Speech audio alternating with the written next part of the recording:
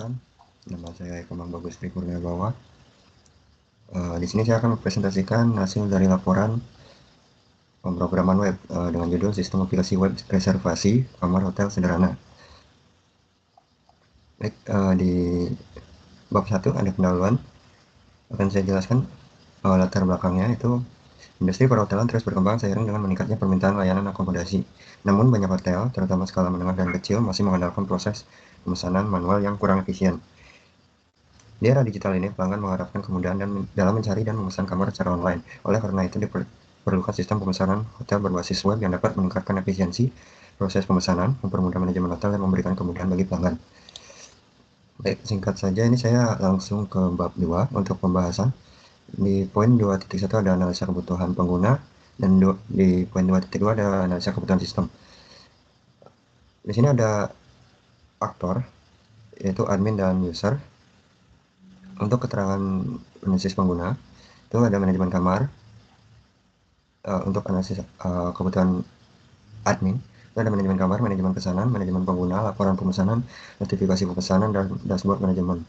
Dan untuk customer sendiri ada pemesan kamar secara online, melihat informasi kamar dan harga, notifikasi pemesanan, manajemen akun, dan review dan rating. Untuk analisa kebutuhan sistem mungkin hampir sama dengan analisa kebutuhan pengguna, jadi mungkin akan saya lewatkan. Ini ada analisis bisnis. Analisis bisnis ini adalah performance, informasi, ekonomi, kontrol, efisiensi, dan servis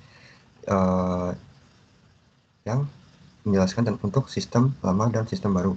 Yang jelas untuk sistem baru ini akan lebih mempermudah sistem untuk mengontrol segala macam manajemen dan data itu lebih mudah. Jadi mungkin untuk penjelasannya saya lebih singkat saja.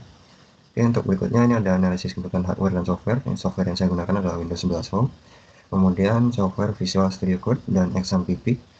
Untuk browsernya sendiri saya menggunakan Google Chrome, dan untuk website menggambar diagram saya menggunakan Draw.io. Dan hardware sendiri saya menggunakan laptop HP Ryzen 3 3250U dengan storage SSD 512 GB. Di sini ada flowchart. Di sini customer memulai melakukan login dan sistem memverifikasi login. Kemudian customer masuk ke halaman utama web dan mencari kamar.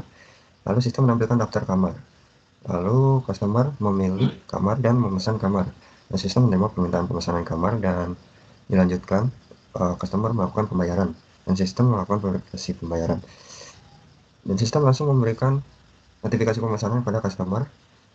Dan customer melakukan pemilihan check-in dan check-out.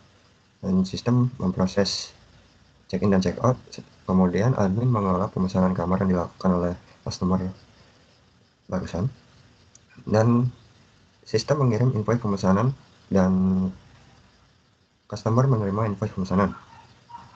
Lalu berikutnya customer memberikan ulasan dan ulasan tersebut disimpan oleh sistem dan admin melakukan update kamar.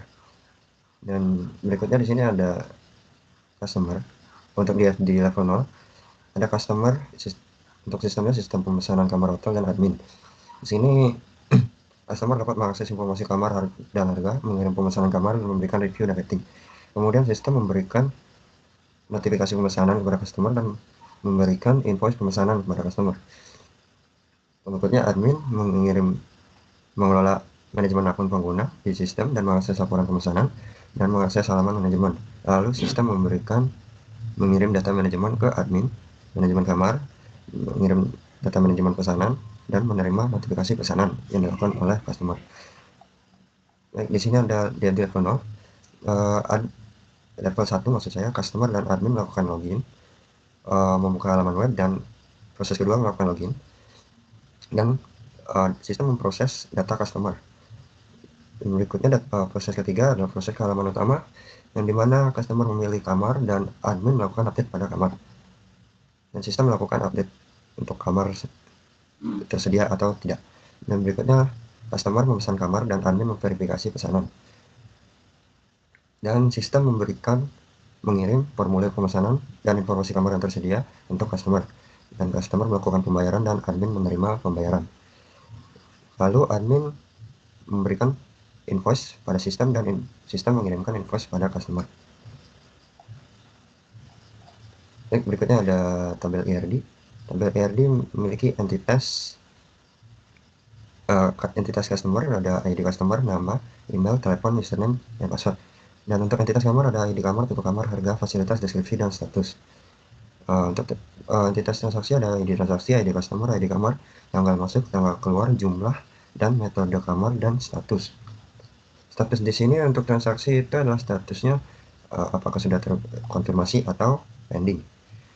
Untuk mapping sendiri, mapping sebenarnya sama untuk tabel IRD, diagram IRD, tapi untuk menjelaskan relasi lebih lengkapnya. Seperti kenapa ID customer dan ID kamar itu berada di entitas transaksi, karena ID customer dan ID kamar sama-sama foreign key untuk lakukan transaksi ke entitas transaksi. Ini mungkin sekian dari presentasi saya. Jika banyak kekurangan dan salah dalam penyebutan, mohon maaf dan terima kasih.